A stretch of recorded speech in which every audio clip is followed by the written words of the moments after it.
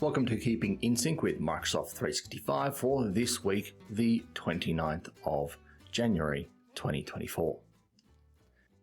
Just a disclaimer and reminder that dates may change and organizational settings may prevent certain features from coming your way or enforce them, or licenses may be involved, and that these particular weekly updates cover things that most people get with Microsoft 365 licenses, which can include Copilot and is aimed at the average user. Things that require a higher license or don't apply to regular users may not be covered, so you might not see everything in here. And anything relating to new Outlook, or as I call it, Outlook Express, is not covered here. Now, the first thing to cover off is Copilot, in case you haven't heard about Copilot. A draft with Copilot takes a user-supplied prompt and generates a potential full-length email. The user can then add the generated content to their email draft body or change the prompt or tone or length settings and generate a new one.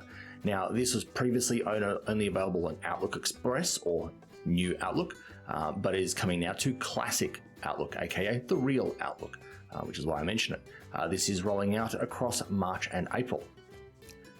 Also coming to Real Outlook is Coaching by Copilot, which takes a user-crafted email draft and generates a short summary of feedback based on that draft. Now, it presents the composer, the person using it, feedback on the tone, reader sentiment, and clarity, and also provides specific suggestions for how you might rewrite parts of your email to improve those aspects.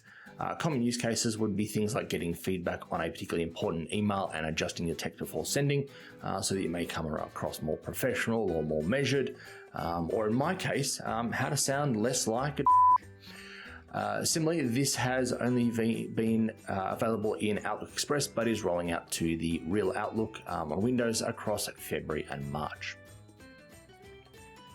Also from the world of Outlook, previously the OneDrive for Business button in Outlook on the web would open a new tab for OneDrive. So with this change, you will see OneDrive folders and files showing up in Outlook for the web instead of opening up in a new tab. So this gives you a more consistent and faster experience. This is rolling out late January to late March. Still kind of in the world of email, but actually more on the SharePoint side of things. Now, News for Email is a new type of news template that you can use to convert SharePoint news posts into distributions for Outlook for Windows. It's basically designed to be more email friendly. Now, this isn't particularly new, but what is new is the removal of the annoyance of the feature, that if you created custom templates, the Microsoft ones would still show up as the default when going to create a new news post.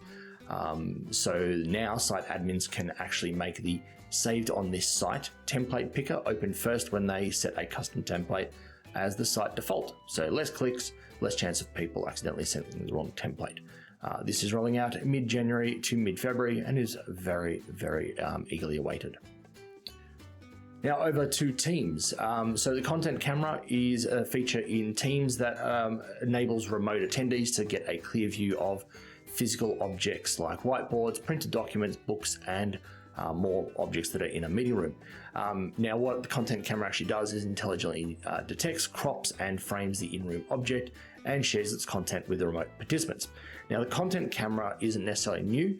It's been around in Teams for a while, but is actually now coming to new Teams. But also does not require an external camera or a specific camera to work. You can actually use it with your built-in camera.